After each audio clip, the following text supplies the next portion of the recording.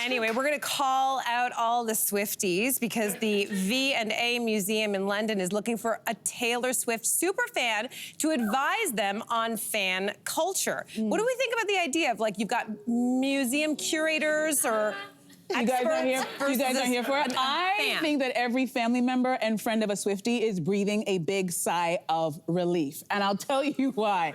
Right now, I don't know about you guys, but I'm very uncomfortable with the level of information and conspiracy theories and private jet following they do of this young woman. And I think if this is what you're doing with your life, are you living your life? If you're just following everything she does? Like, if this were my daughter who was one of these kids, I'd be like, so what do you want to apply to college? Like, what are we doing with our life?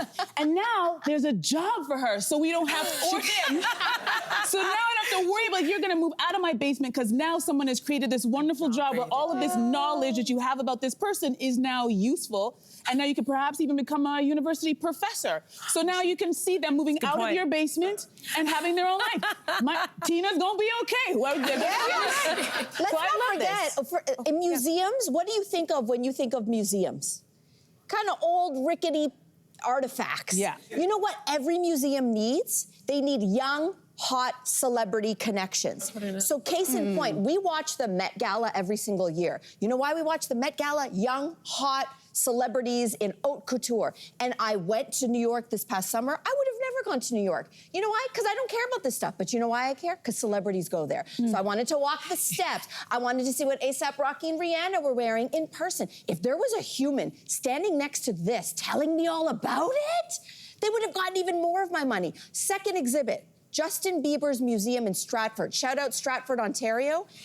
In the 6th year of their Justin Bieber museum, it is the single most profitable exhibit they have ever had in the history of the museum. So you're right, hire all of them.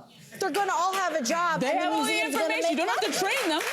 Felicia, I was gonna say, I'm gonna take it from a different spot where as a track athlete, I was so devoted and committed to something. So I know what it is to really love something and want to pour your whole self into it. And that's gonna be the person who's gonna know all the nuances, know all those little pieces. And so to me, I feel like it makes sense to have this Swiftie come in, be the person who's really curating it. And I've also had interviews where reporters know nothing about me. And so if my life work is gonna be displayed, don't I want someone who's really diving in and pouring in and know what they're doing? So I think Taylor Swift's gonna be happy that she's got this Swift museum, right? It's the nerds who really we want around. Right? Absolutely. I went to the Royal Ontario Museum like a year ago, and I was there with my son and a couple of other people, and we went up to that. I think most people, if you've been to the ROM, you've seen there's a mummy.